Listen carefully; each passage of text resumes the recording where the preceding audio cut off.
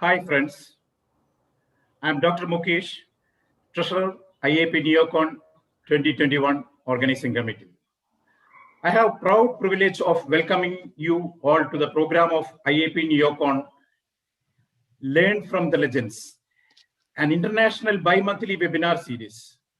For the 22nd webinar of this series, let me first welcome our distinguished speaker of today, Professor Koert, John Hunter Children's Hospital, Newcastle, New South Wales, Australia. Sir, welcoming you. Thank you. He will be talking on cardiovascular compromise after birth asphyxia. Hearty welcome to you, sir. Next, let me welcome our moderators, Dr. Dinesh Tomar, Secretary General, National Neonatology Forum, India, and Dr. Kishore Kumar, Cloud9 Hospitals, Bangalore. Good evening, friends. Today we have around 3,500 participants from 65 countries. I, on behalf of organizing committee, sincerely welcome you all for the webinar. Have a wonderful learning experience. Thanking you.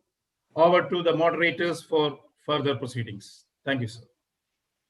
Good evening, everyone. I have great pleasure in welcoming Koert Waal from Australia.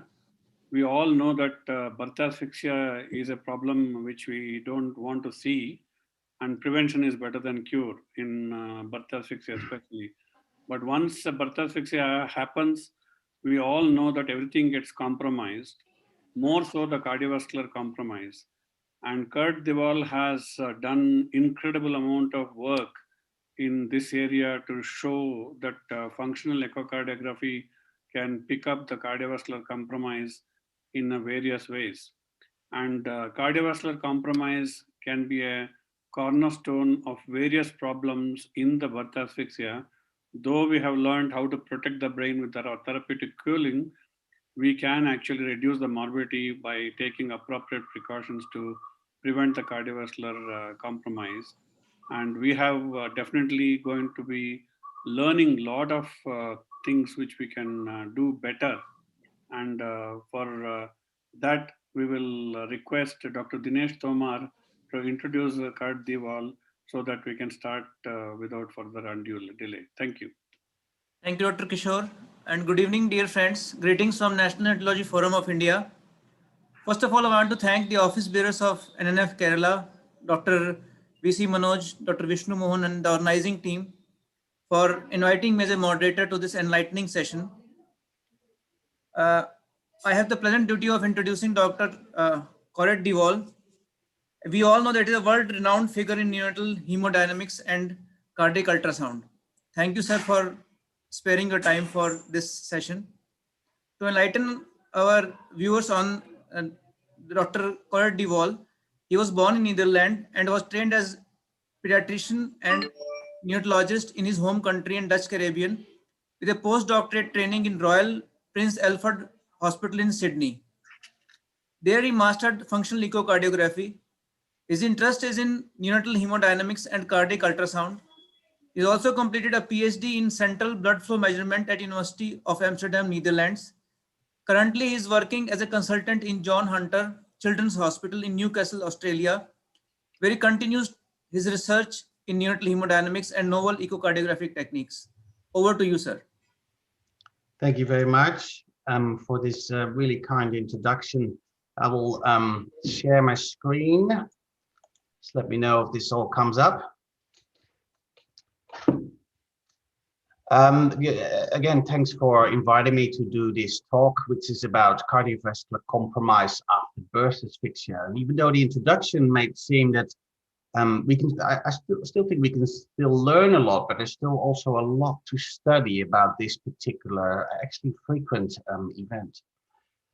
So I have no real conflicts of interest to declare, except that I explain a lot of my clinical cases, or try to explain them by using physiology. So you will see some physiology slides and comments coming through on this talk. And I think to set the scene and start off, I think this is a familiar case. This is a term baby, unexpected, flat at birth, extensive resuscitation with cardiac compression, 3 doses of adrenaline, and the EPCA scores are pretty poor. 0, 1, and 2 at 10 minutes, and then 5 at 15 minutes. And the team calls and says, look, we're on our way to the NICU, set up the ventilator, umbilical lines, the AEG, and the cooling machine.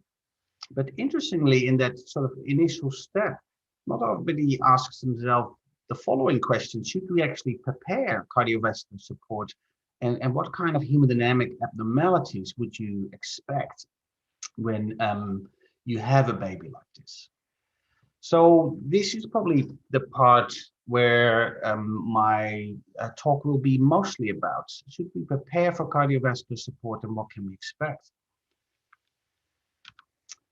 I think most of us are familiar with this particular study from the late 70s by Farm. It's about hypoxia ischemia.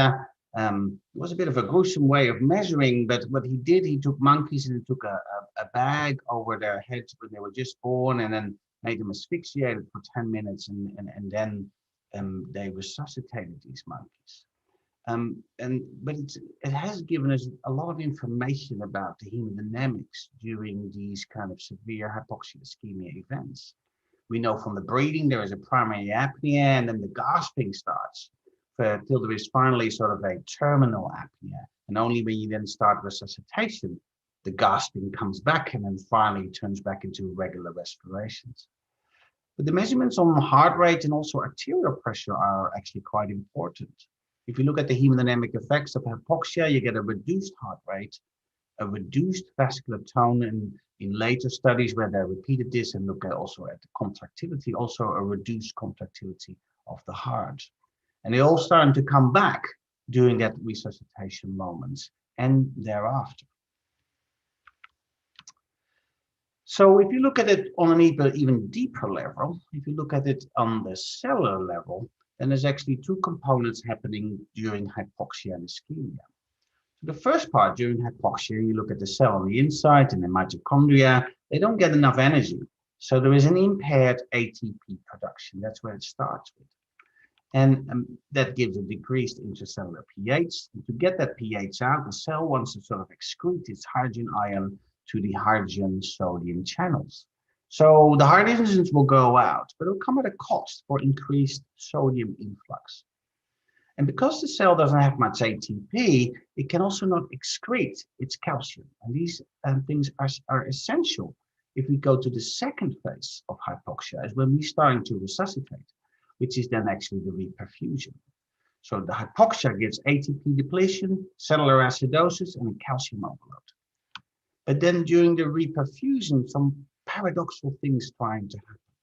First, the cell is actively trying to normalize its intracellular pH by pumping out way more hydrogen. But in return, the cell will get way more sodium. And because the sodium is exchanged with calcium on the regular channels, you also get more calcium influx during the reperfusion phase. Then there is separate to that the generation of reactive oxygen species, or ROS. And so this is called the oxygen and calcium paradox of the reperfusion phase on cellular level. So even though reperfusion gets rid of the hypoxia, it still generates its own separate point of damage. And if you put that into sort of a timeline in hypoxia here on the x-axis and tissue injury on the y-axis, then different kinds of tissues will have different viability thresholds. For instance, we know that the brain is way more sensitive to hypoxia than, say, muscles, and has a different viability threshold. So if you're placing this in blue, the ischemic component, the longer it takes, then all of a sudden you're sort of crossing that viability threshold, and then this is where tissue injury occurs. And the longer you stay in hypoxia, the more significant tissue injury will occur. But there is that second phase as well, which is the reperfusion component. Now, reperfusion by itself is probably not killing off tissues, but it is added towards the ischemic component. So if you add them all together, then the ischemic reperfusion in tissue in total is actually much higher than its individual components by itself. We know that then after the reperfusion phase, it then continues into cell death. Latent cell death, secondary cell death, and even tertiary cell death can happen at different phases after a hypoxia ischemia insult. Some cells are programmed to die away, some die from some toxins, some die from inflammation, some die from the oxidative stress, and then secondary, you have mitochondrial failure or seizures, and way later when the brain starts to remodel itself, you get all sorts of different kind of damage. And in this short time frame, 30 minutes, 6 to 12 hours, that's when we have found some opportunities to at least create some preventive measures. We have some different medications which are all still being tested, of which one is going to be the best, erythropoietin and some other exotoxic inhibitors. But the most important sort of treatments we have to prevent that latent and secondary cell death is therapeutic hypothermia. This is an example of one way you can give therapeutic hypothermia, but there's different ways you can sort of apply this to a baby. This therapy itself has its own effects on the hemodynamic situation and the sort of, intricate balance between reperfusion and tissue injury. Hypothermia gives cerebral redistribution, gives vasoconstriction, sinus bradycardia, and eventually also a fall in cardiac output due to diminished demands, but also due to direct effects of hypothermia. So us as clinicians have to work in this realm of this balance where we have to find the optimal cerebral perfusion. So how do we do that? If we want to monitor this ischemia reperfusion phase, how do we then give treatments to find sort of the optimal cerebral perfusion? Can we maintain optimal cerebral perfusion? And can we manipulate cerebral perfusion into the optimal range to help improve outcomes? Well, first then you have to question yourself, can we measure cerebral perfusion? And the answer is yes, and I will go to some examples later. But probably the second question is a little bit harder. What is the optimal cerebral perfusion after birth asphyxia? And particularly at the end of the talk, I'll try to give you some examples of where we probably should go, but a lot of new research is needed in this particular area. So can we measure brain perfusion? Yes, we can. The most elegant way, I think, to measure brain perfusion is measuring at the brain. So there's a device called near-infrared spectroscopy, or NIRS, usually abbreviated, which measures the content of oxygen attached to hemoglobin, just like your saturation probe, but in a regional manner. So if you place it on the forehead, you will measure regional cerebral oxygenation. And you can make some sort of assumptions on the perfusion which are taking place. NIRS has been on the market commercially for, I would say now, 2 decades, but this slide shows the amount of studies which specifically looked at NIRS and birth asphyxia. And the different colors reflect different machines, and unfortunately, as we also have seen on our ventilators, that for the same parameters, different manufacturers use different terms, and sometimes they were very confusing, and they made reading the data sometimes a little bit complex. But after all, and if you get a little bit into all the names they give, all these different sort of parameters, the most commonest measured parameters is regional cerebral saturation, with different kind of abbreviation. And this is an older study from 2013. Petro Lemmes did a study in 39 infants with HIE, moderate to severe, and looking at just what happens every the first 3 to 4 days. And she found some very interesting results, and these are being consistently found in the literature. The babies with adverse outcomes, which was either death or neurodevelopmental impairment, they actually had a higher saturation than the babies who had a good outcome. And that sort of differentiation took place sort of between 12 and 24 hours and continued throughout 3 to 4 days. This is important because this probably means that the brain is not regulating itself properly to deal with this increased amount of perfusion. So there must be some form of autoregulation in the brain which has been impaired in these particular children.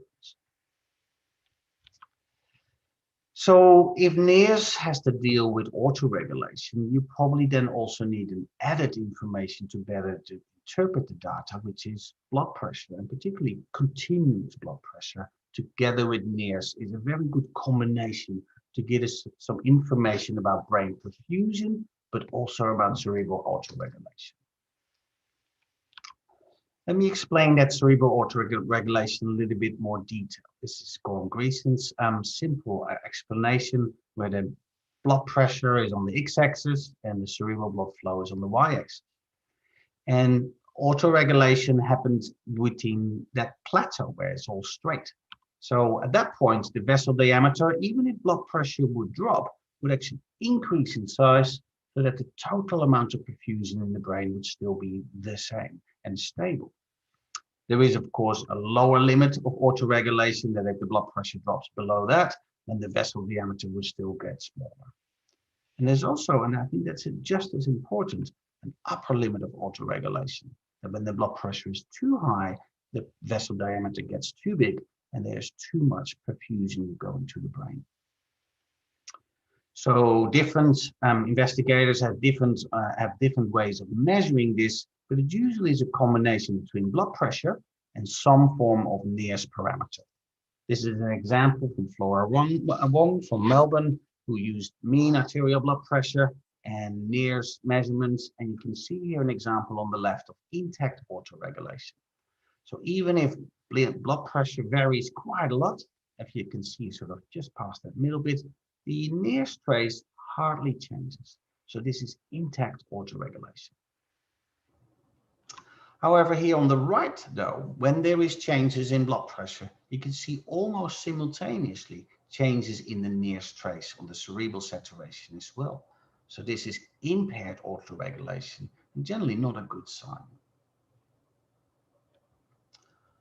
So a series of investigations have been done and tried to work this out in infants with hypoxic ischemic encephalopathy. This is a study by Massaro from America, which looked at those combination or the correlation between the blood pressure and the NIRS and called it the pressure passivity index. So the higher PPI would regulate or would indicate a higher or more impaired autoregulation. And they looked through that whole process again for a couple of days and see what happened. And they found that there were various moments where autoregulation was more impaired in patients who had an adverse outcome, here in red, versus the patients who had a good outcome in black. And what was quite interesting, actually, it happened not at that early phase, it happened sort of a little bit later, and particularly when rewarming started. This group of investigators by Howlett looked at 24 incidents with HAE, and they looked at the same sort of data, but they named it a little bit differently, but they did the same thing. But what they did for each individual patient, they looked at what would be the best blood pressure, where blood pressure correlated the least with cerebral perfusion, which would indicate autoregulation. And then with that, they looked at, okay, let's look at MRIs of these children after the end of their stay, so day 7 to day 10, and looked how much injury they had on different areas in their brain. And what I'm presenting here is the thalamus, the basal ganglia, and the white matter. And they looked at how many times these children were below the optimal range of blood pressure, within the optimal range, or above the optimal range. And the results were complex and actually a little bit disappointing. You would expect that if you have no injury or mild injury, you'd be mostly within the optimal range, but that was actually not true. They spent very limited time within the optimal range, and most of the time they spent above the optimal range. And infants with moderate to severe injury on the MRI spent actually most of the time within their optimal range and still a significant amount above optimal range. So although a fantastic study, it has actually confused us about what will be the optimal range then to prevent injury. I will get back to that a little bit later. So cerebral autoregulation, or particularly impaired cerebral autoregulation, and if you read papers about it, it is not that easy read. The data can be somewhat difficult to interpret. It is certainly not a continuous phenomenon. It can be on, it can be off, and it can happen, you know, within hours of changes or different kind of things happening to the children. In most studies, though, it did occur mostly during the rewarming phase, and that's important. Impaired autoregulation was associated with adverse outcomes, but again, not always. So there must be other factors that play a role. For instance, think about CO2, your glucose, your calcium, or maybe also our treatments. So if we can't measure everything and interpret everything with NIRS, which can look at cerebral autoregulation, or with blood pressure, what else can we use to look at the actual perfusion? So NIRS has also another limitation. It takes a lot of assumptions about perfusion and doesn't actually measure perfusion. It just measures the oxygenation. If you want to measure pure perfusion in the brain, you need very invasive kind of techniques, or maybe you should measure one step lower, as I call it. Maybe you should measure at the heart. So why don't we measure some more cardiovascular function? You can do it with different kind of techniques, but the ultrasound is what I'm going to talk about most, how we can tell something about brain perfusion.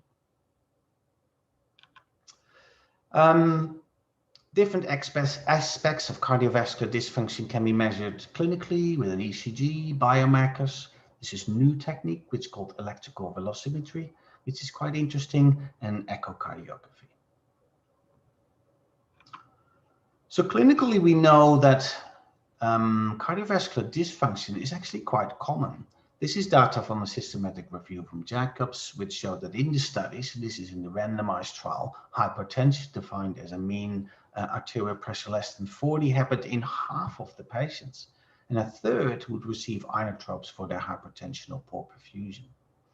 About 1 in 5 would develop pulmonary hypertension, certainly now in the area of cooling, and renal impairment and hepatic dysfunction, which can have an effect on your volume status or how medications work, would happen in at least 1, maybe 2 in 10 as well. The earliest studies before ultrasound was widely used a lot of ECGs, and some abnormalities could certainly be found in infants born after birth asphyxia. They usually have a wider QRS complex, elevated R waves, ST depression could be found, and right ventricular hypertrophy.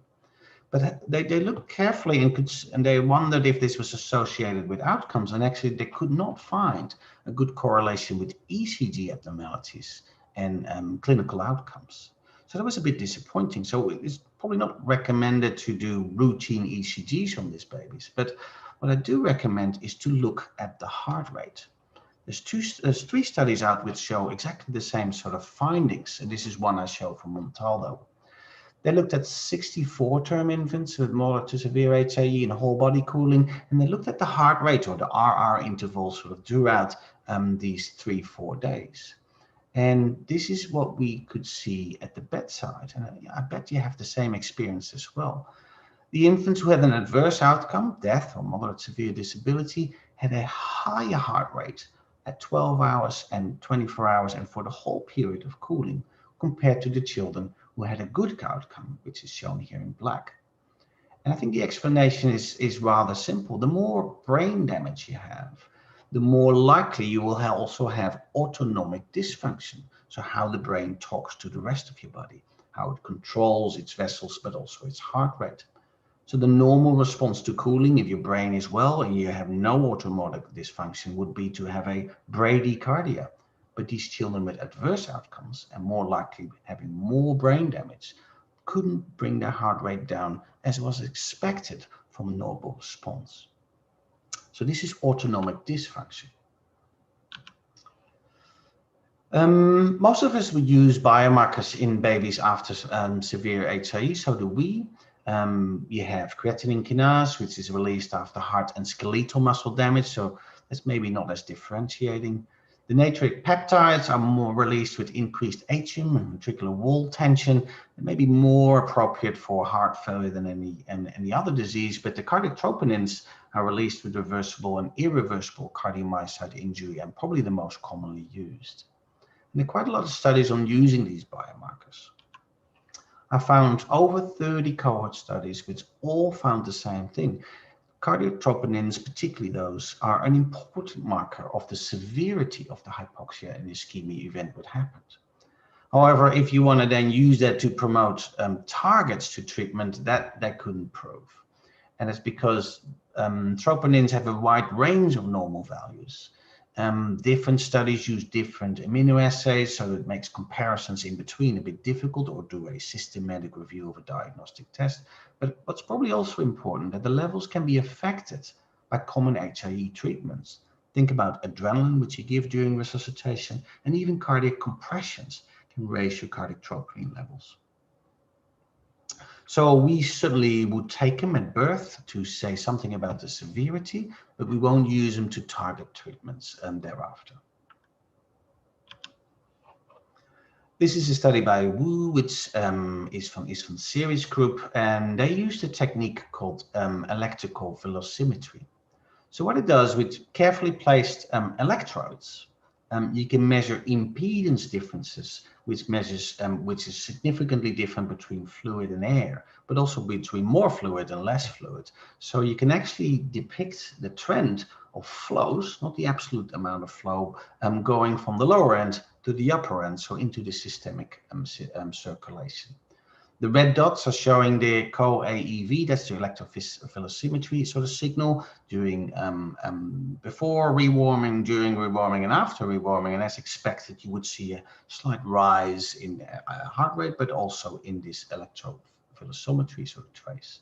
And the good thing about this kind of technique, it's non-invasive and very easy to use. The disadvantage, I guess, you don't get any detail further about blood flows and how the heart works.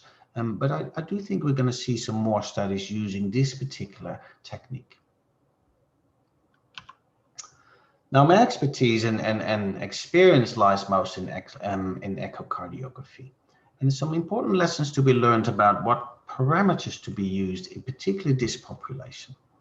This is a simple representation of the left ventricle with the apex at the bottom and the base at the top.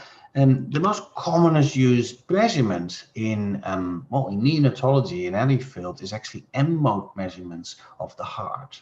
Adult services hardly use M-mode anymore, but neonatology still clings on to this particular parameter. And what it does, it measures radial function, which means the squeezing of the heart in a radial fashion, and can give parameters like fractional shortening and a calculated ejection fraction.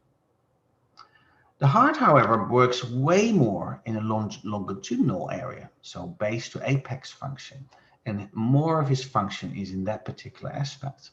And you can measure that with M-mode, TAPSE and MAPSE, and I'll show you some examples soon, or with tissue Doppler or speckle tracking are probably the most fancy sort of parameters you can use. And the last one, which is slightly different, you can measure volumetric changes, so how the inside of the heart changes during systole and diastole, which can give you parameters like stroke volume or Simpson's ejection fraction.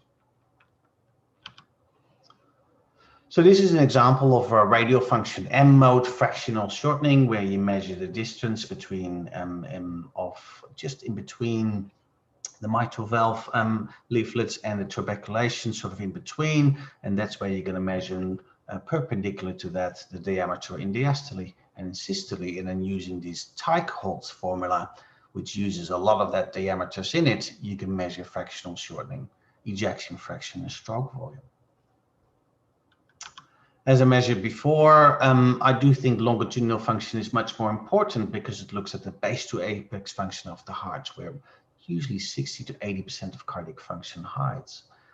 You can measure it in the left and the right, which is another advantage. You can do a TAPSE, which looks at displacement of the annulus going upwards towards the apex, or you can measure it at the other end, which is called MAPSE, again, displacement of the annulus going upwards towards the apex. And there are normal values available in different populations and different size babies. Bit more modern is using tissue Doppler, which instead of measuring displacement, it's measuring velocity of the annulus going upwards. And on the left, you see the color Doppler image. You place your pulse wave either on this middle bit or individual on the free walls, and you get this typical sort of pattern, which you can see on the right, where first you see the valve close, that's the mitral valve closing, and then you get your S wave, so the velocity upwards during systole, and then you get your isovolumetric relaxation, and then you get your E wave on the diastole, and then the atrial contraction sort of comes at it before the isovolumetric contraction still starts. This study by Waal, I think, opened my particular sort of ideas about, now let's not use M-mode fractional shortening anymore. They looked at babies with severe asphyxia, mild asphyxia and control, and when using fractional shortening, they could actually not find much of a difference between these three groups. However, using the technique in a longitudinal session using tissue Doppler, they found significant differences between the control and the asphyxiated babies at 24 hours, at 48 hours, and even still at 72 hours. Measuring volumetric changes is rather simple. You take a good image, usually an apical 4-chamber view, and you look at the size of the ventricle in systole and diastole, and then the machine can calculate stroke volume and ejection fraction. You can do it at the right side as well. It's a little bit harder because the right side sort of bends itself over the left, and the 4-chamber view can be a bit tricky to get for the right ventricle. That's why they don't use volume for the right ventricle, but they use area changes, because otherwise you would just duplicate all the errors which you measure. That's what you see on the left, but on the right is what I think a lot of us use to measure blood flows. So you measure a annulus or a diameter where the blood flows through, and then at the same point you measure with your pulse wave the velocity time integral, which we can see here on the right. You can do it at the right ventricle, you can do it at the left ventricle outputs, and you measure cardiac output. These VTI measurements, they're actually not cardiac function, they are the interaction between the heart and the vessels, which can give you some additional information on top of cardiac function itself. And this is a good example. This is Kumarji, who did a study in 2012 looking at a significant portion of babies with HIE. And he used flow in the vena cava superior. And the vena cava superior comes back, is a venous vessel, but it sort of supports back 80% of the blood flow, which is coming from the brain. So I think it's a good proxy of venous return from the brain. And he found exactly the same as Peter Lemmers found with his Herneers measurement, that babies with an adverse outcome, again in red, have a much higher SVC flow throughout this whole period than babies with a good outcome. So this again points out that a lot of babies with adverse outcome have some form of autonomic dysfunction and cannot control the amount of flow going to the brain.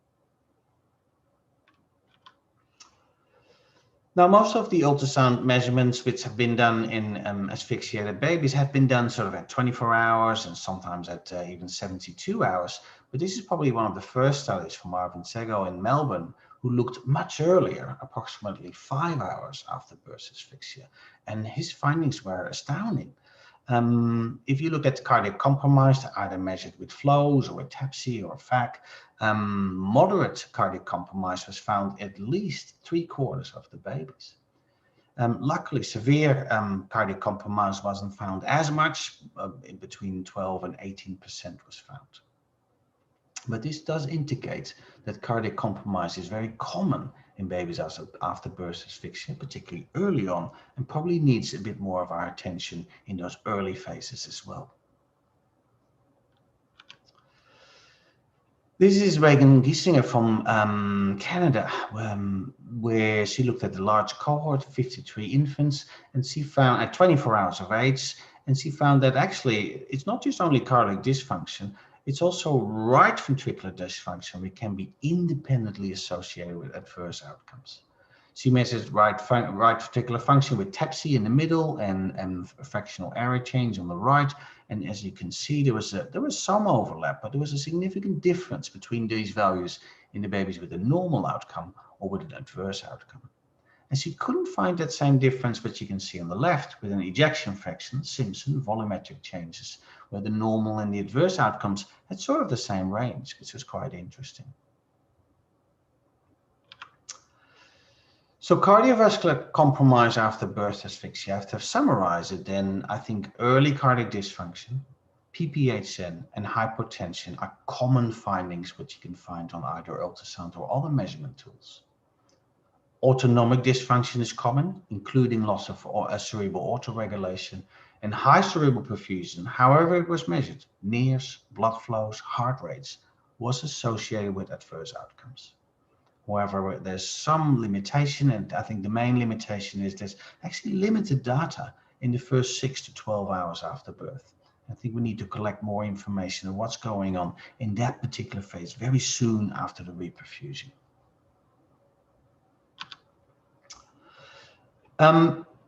I'm going to summarize this summary, but now with a schematic diagram. And I sort of made some small adaptations from an excellent overview paper by Pang in seminars only two editions ago. So it all starts with hypoxia. After hypoxia, it will lead to impaired cardiac contractility, PPHN, and loss of vasomotor tone, so hypotension. Acidosis itself has an additional effect on impaired cardiac contractility and particularly PPHN, and maybe a little bit of loss of vasomotor tone. But all three of them will lead to a reduced cardiac output and reduced blood pressure. And that in itself will lead to impaired cerebral perfusion or abnormal cerebral perfusion, mostly high after 24 hours of age, but we're not quite sure what happens in the first 24 hours of age.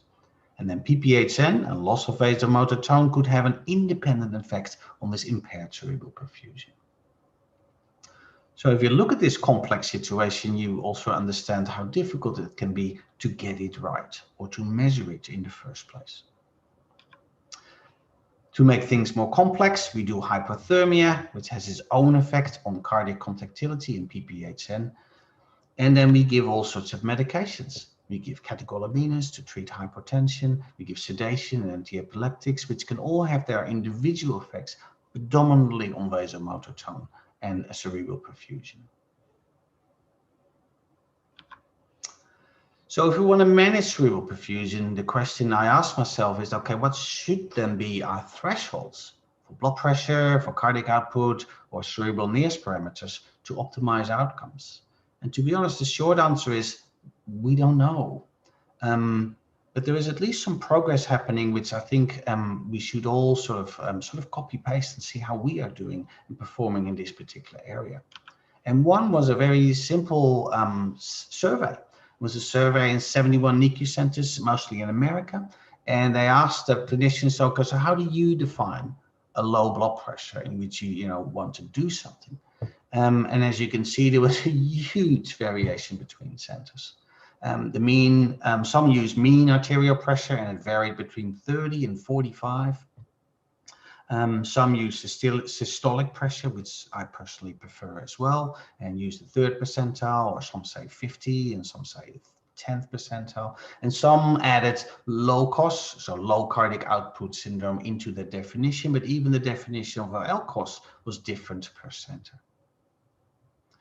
And even if we can sort of agree on which sort of parameter we're going to strive to treat or to maintain, what treatment should we use? So which vasopressor or inotrope should we use? Well, we actually have very limited, surprisingly limited randomized controlled trials in neonatal hemodynamics. And cardiovascular dysfunction after HIE is probably the poorest studied of them all. So dopamine has been used in one randomized trial, 14 infants, it was very early in the 80s, with birth asphyxia. But when you look at that paper, all those babies actually had a normal blood pressure before they were randomized. There's one cohort study with dopamine in 6 infants with severe birth asphyxia, and they found that indeed dopamine can increase the pulmonary arterial pressure more than it does the systemic arterial pressure, which is not a beneficial thing if you also have a risk of PPHN. Dobutamine, no randomized controlled trials. There was only one study in 6 infants with severe birth asphyxia where it showed it can increase stroke volume. So we have very limited randomized data to go on. There are some cohort studies, but also not that much. But I think to me, the best overview is this one, is animal data. Joint sort of summarized in Frontiers in 2018 what medications we use and how they have performed in animals after birth asphyxia. And they looked at the 3 domains where we want to work in: improve contractility, improve loss of vascular tone, or treat PPHN. And as you can see, if you just have loss of vasomotor tone, dopamine will be most effective. If you want to treat PPHN, nitric oxide is most effective. If you want to improve contractility, dobutamine was most effective. But there is medications which have, various effects on maybe all three domains. And the one right in the middle is epinephrine. So I guess if you don't know, epinephrine might be a good sort of starting point and to at least have some action on all these three components. There's maybe a better way of doing it, and that is indeed using bedside ultrasound to target your treatments. And in that large survey in America, they compared data from centers who did have bedside ultrasound available to them versus centers who didn't. And they found a couple of things, a couple of differences which were interesting to look at. One, in the centers that did have bedside ultrasound, there was an early ultrasound done for hypotension to make decisions about if you want an inotrope or a vasopressor. There was a lower use of medication that increases the pulmonary arterial pressure, basically meaning a lower use of dopamine. The first line vasopressor was lower. They use more inotropes than vasopressors as a first line. PPHN and the assessments of it and the findings of it were incorporated into their targeted treatments. And probably at the end of it, if you add that all up and you have those services available, there were less babies referred to ECMO than if you had ultrasound sort of there versus the ones who did not. So if you take this data, which is not randomized, but based on experience and growing sort of small quality improvement projects, where at the end it leads to a targeted treatment support regime, then you can do it in this particular way. You can look at blood pressure, oxygenation, ultrasound, and combine these three together to give you a likely physiology. And then you can choose your treatments and you have some suggested agents. For instance, if blood pressure is low and oxygenation is normal and the ultrasound is normal with function, then your likely pathophysiology is loss of vasomotor tone.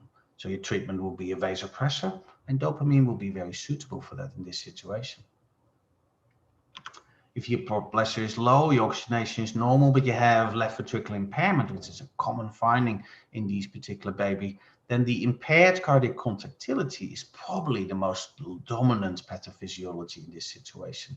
And the treatment would likely be an inotrope.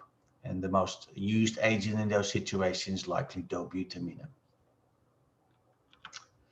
If you have reduced oxygenation and PPHN on ultrasound, then you need to probably treat that dominant physiology first. So you can use a vasopressor or you can use nitric oxide. But you also have to consider to optimize your ventilatory setting and your lung inflation, or you can add some noradrenaline as a vasopressor. Then if it all comes complex and there's differences between left and right, if left ventricular impairment, but there is also PPHN is more dominant, please treat that first before you start treating the PPHN, usually with an inotrope. But if right ventricular impairment is your dominant one and you have PPHN, then you can choose for inotrope and nitric oxide, so to treat that and get perfusion better. So this form of targeted treatment is my preference as well. And it takes serial ultrasounds. You have to do it repetitively to come to a sort of a decision. And with each step, you check yourself and see what happens. You check yourself what happens after an hour, after 2 hours, to see how the response was. So if I have to summarize what I would do in the early phases, 0 to 6 hours, I think the most important step is to correct the hypoxia, which most people easily do.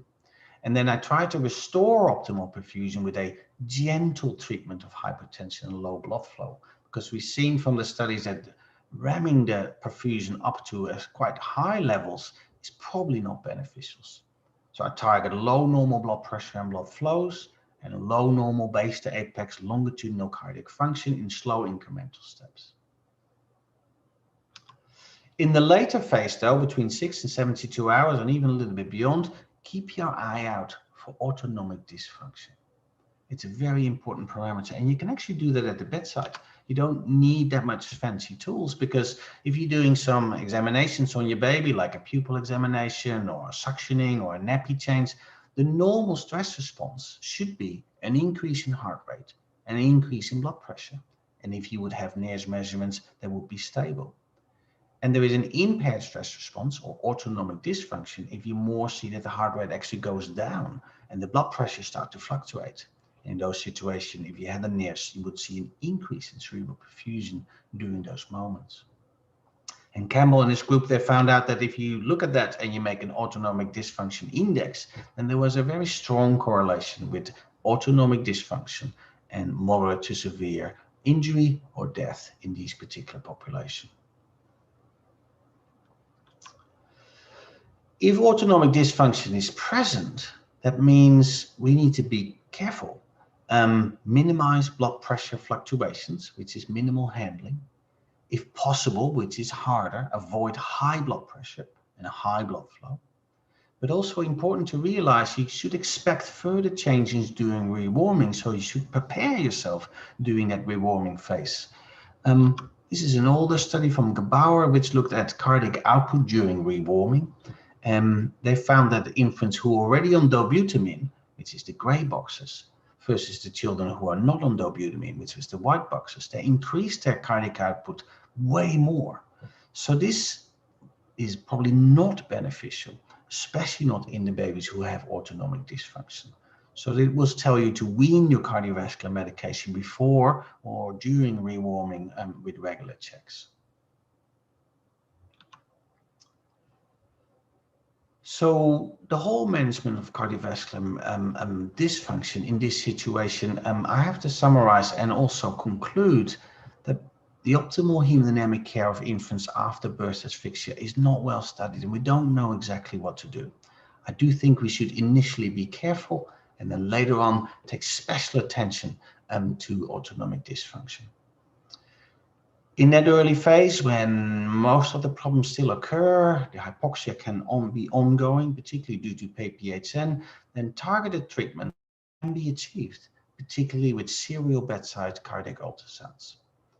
This will give you more insight in the actual hemodynamics and the effect of our treatments, and that by itself could hopefully help improve outcomes. What happened to the case? This was a rare case and had actually quite rare findings, which I like to share with you. This is 3 hours post-birth asphyxia. The baby had hypertension, poor perfusion, and ongoing hypoxia. And we gave it some dobutamine on 15 and ended up 15 microgram per kilogram per minute before the flows improved. Once the heart started to function a bit better, we got this on ultrasound. So this is an apical 4-chamber view, not inverted, the right ventricle and the left ventricle. And particularly if you pay attention to the left atrium and the left ventricle, you can see that the left atrium is full and is not moving as much. And also the left ventricle looks a bit odd in its movement. One thing you can do, you can measure this kind of movement, of course, with tissue Doppler, but in this particular situation, we used a form of speckle tracking, and we looked at the vectors of this heart, the vectors and the velocity. They point towards the direction and what velocity it has. And what we saw in this particular situation is that the movement was very abnormal. Normal movement should be a butterfly. They should come together both in equal ways and then go outside. As you can see here, this is more, they're all pointing to the same direction during the cardiac beat. So this was a myocardial infarct. Now, again, that's a rare finding in asphyxia. It is described every now and then. It's more common outside birth asphyxia, but this was a special finding in this particular case. So this was my last slide, and I want to thank you for your attention, and I hope we can have some questions and discussion. So thank you for a wonderful presentation, and we were all mesmerized by your slides and presentation. So we have 3 questions in chat box, and few of them you already answered. Like one person has asked that, do you do echo in all the children who are cooled? All the children who are taken up for cooling? Yeah, I see the questions. So the top question is if cerebral blood flow is different in preterms compared to terms. It Yeah. is. The first question is, Dr. Parson, is there any difference in auto-regulation of cerebral blood flow in terms versus the preterm babies? And how does it impact your management? Yeah, no, there is differences in the amount of time a preterm baby is in auto compared to a term baby because the autoregulation system has to mature. So preterms are way less in automation than they are. And in preterms, it's probably very important in the development of IVH. That's a complete new talk, so we're not going to go into that. Now, HIE in prems, I think, is more difficult to manage even because they have their transitional problems on top of that. So autoregulation is different. It's not well matured in prems.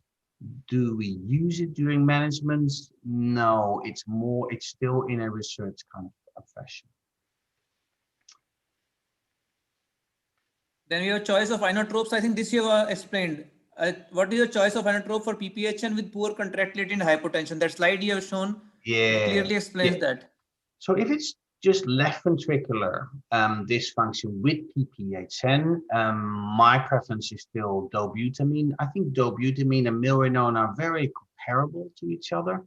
In their effects, you could argue that milrinone has a little bit more afterload reductions, but I find the disadvantage of milrinone that if you start it, it will take 6 hours to, and particularly if you have systemic hypotension, dobutamine gives you a little bit more playroom to to titrate to. So my choice could still be a dobutamine first.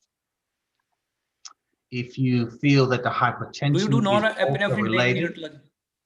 Oh, noradrenaline, yes, absolutely. Yeah, so noradrenaline I use in babies where there is reasonable contractility, but still an hypotension and PPHN.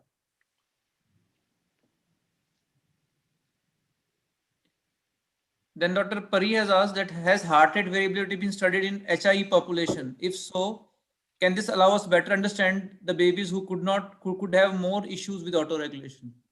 So the study from Montaldo I showed you is actually heart rate variability. We looked at RR ratios, and there's another group of investigators who looks a little bit more in depth to actually heart rate variability, but they came to the same sort of conclusion that it is the total heart rate, so the actual RR interval, which was more important than heart rate variability. I'm not quite sure if you can use heart rate to study autoregulation. I think you need blood pressure to give you a better answer. Then Dr. Alpha has asked that when do you extubate these babies? Within first 72 hours or after finishing 72 hours? That's interesting. So we would also, if the baby is respiratory improving and hemodynamically stable, we would also extubate these babies. But I indeed heard that some would want to continue them on a ventilator. Look, I guess what is important is that during that whole period, whatever gives the least amount of blood pressure fluctuations is probably the best. If you can do that on a mechanical ventilation, you can certainly do that. If you feel you can do that much better with a spontaneously breathing baby on CPAP, then that would also be good. We have more experience with a CPAP or just high flow in these particular situations, then we feel that that gives the babies more calm than mechanical ventilation. Dr. Jayant has asked how you escalate your inotropic support in a child who is term baby with PFH and with shock.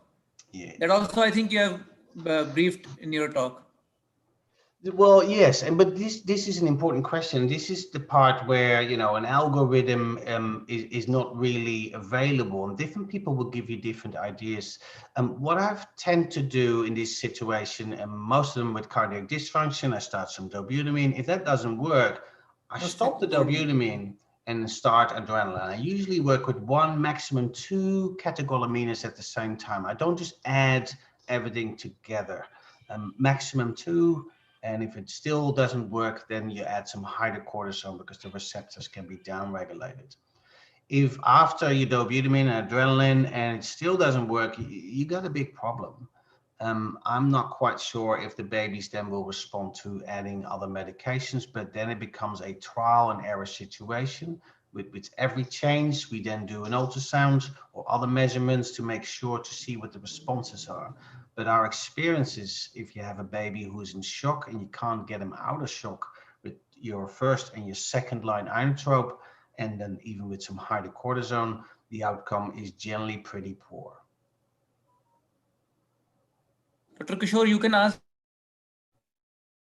There is a question from somebody who is anonymous saying, what is the target PCO2 in these patients so that seizure will not develop? I'm not sure whether you can answer, but. Yeah, so look, for CO2, we would start to stay into the normal range, so 35 to 45. And we will accept some permissive hypercapnia up to 60. And indeed, we will be more challenged to go with lower CO2 than higher CO2s. These are babies with significant autonomic dysfunction. So their breathing regulation is also disturbed. So sometimes the CO2s go low, but whatever you try to do, even, take them off the ventilator, put them on CPAP to get some more sort of PEEP, are not always beneficial to getting the CO2s within the normal targets because of their dysfunction of breathing regulation. Yeah, everybody, there seems to be a lot of people asking, do you prefer vasopressin or norepinephrine in the treatment of this sort of babies? So, yeah, my favorite is noradrenaline.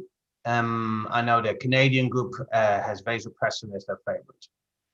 I'm starting to play a little bit more vasopressin, and I guess with a lot of these medications, that's probably in neonatology. We've been, all been given dopamine for such a long time, and you get used to the medication. You like to give, you know what happens. But once you venture out and start using these other medications a bit more, you will see the benefits. So noradrenaline is still my favorite if I have to use a vasopressor. But vasopressin, particularly if contractility is okay, might be a better solution. So, Koert, I know it's a difficult question to ask. If you manage the cardiovascular compromise early on, have you prevented therapeutic hypothermia to any extent, or is that independent of this? No, we would always continue our hypothermia. There is some cases with very severe PPHN where we will stop the hypothermia, but just for a moment till we can get the PPHN back under control. I found in this particular situation, the PPHN is different than, say, diaphragmatic hernia or, PPHN due to other reasons, that if the acidosis sort of gets better, then the PPHN resides quite nicely as well. So there's a higher likelihood that the PPHN will reside. I find their response to nitrics the same for others in newborns. About 40% is a responder, up to 60%. There's some, Ayman has asked a question. Is there any prognostic value of arterial oxygenation in HIE babies undergoing cooling? Arterial oxygenation.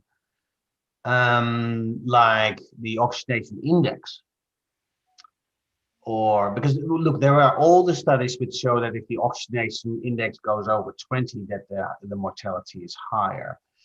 These studies are all related to the severity of PPHN, and exactly what Giesinger showed in her studies, that PPHN is still an independent factor of poor outcome.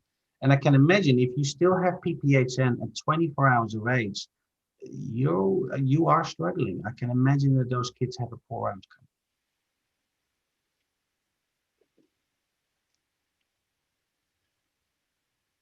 Dr. Uma from Chennai has asked, how do you change your management based on NIRS data?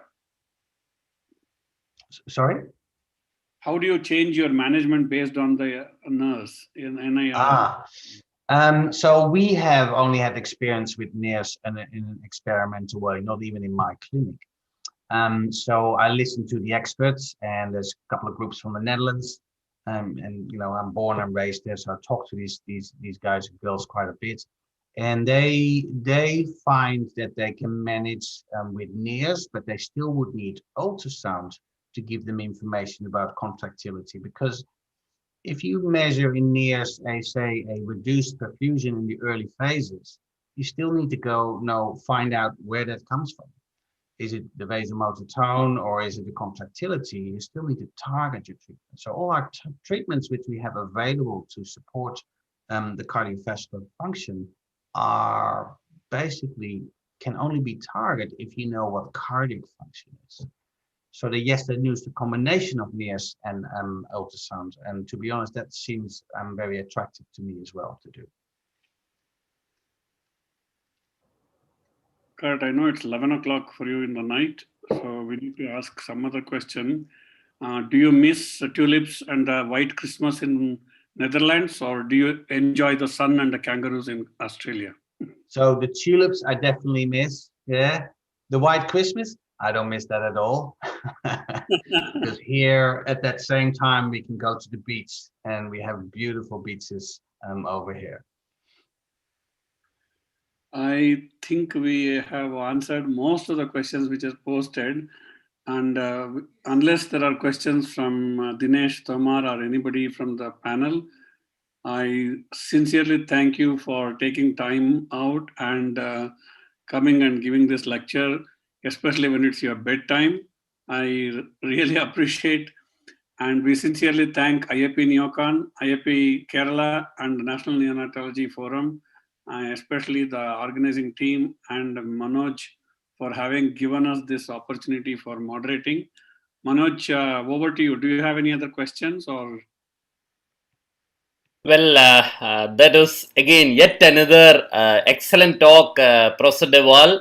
I get mesmerized by your talk every time. We are enthralled. The more we hear, you give newer insights and make us. You have simplified the whole concept of managing the cardiac compromise by putting three perspectives: the PPH and the vascular tone, the cardiac conductivity, and then putting everything together. I know it's not that simple, but it's a massive, marvelous way of doing it.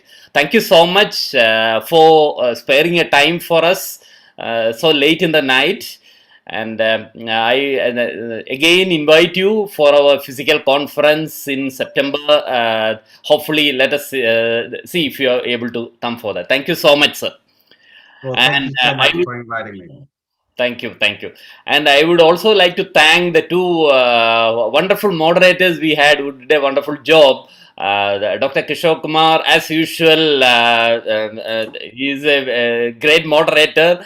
And he has done a marvelous job. And then Dr. Dinesh Tamar also excellent moderation. Thank you, both of you. And at the end, or rather, I would like to thank all the delegates who are with us in this series since June 2020, when we launched the series on 19 June with Professor Ola's talk on oxygenation of newborn. We had a marvelous journey so far, and we are so thrilled to get feedback from you through the emails, the various, and we are trying to adapt the webinars as per your feedback. As of now, we have more than 3,500 registrations from 67 today one more, so 66 countries, and then they all probably we are grateful to them for joining, and then they can watch it during the time zone. Some of them it's available in YouTube, so they can watch it subsequently YouTube also. And one question that we have been getting consistently is that e-certificate. So we answered this previously. I would just again mention that at the end of the webinar series, we will be providing the attendance as per the policy we have published previously. So thank you, gentlemen, ladies and gentlemen, for attending today's session. We again invite you for the next session in the series. 2 weeks, exactly 2 weeks later, by Professor Daniel De Luca. That's on. This is the only topic that is not in hemodynamics in this in March and April, February, March, April. So this is on ultrasound guided surfactant administration. The timing is our usual time. Today's it was a different time, so it will be at 7:30 Indian time on surfactant administration by ultrasound guided techniques. So until we meet again, thank you all. Thank you so much.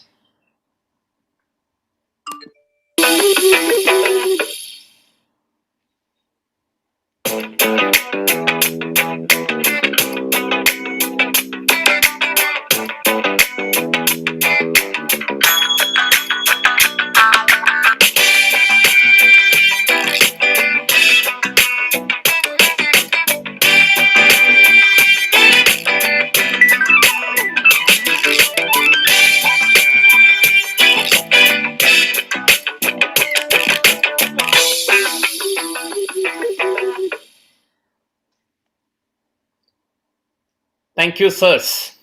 All right, thank you, Dr. Manoy. This was great, and there's so much attendance. It's fantastic. Yeah, And well done with organizing these kind of talks. We look forward to seeing you again sometimes. All right. It's a small world, so I'm sure it will happen very soon. It will happen. All right. Thank you all. Thanks for moderating. Bye bye. Thank you. Thank you.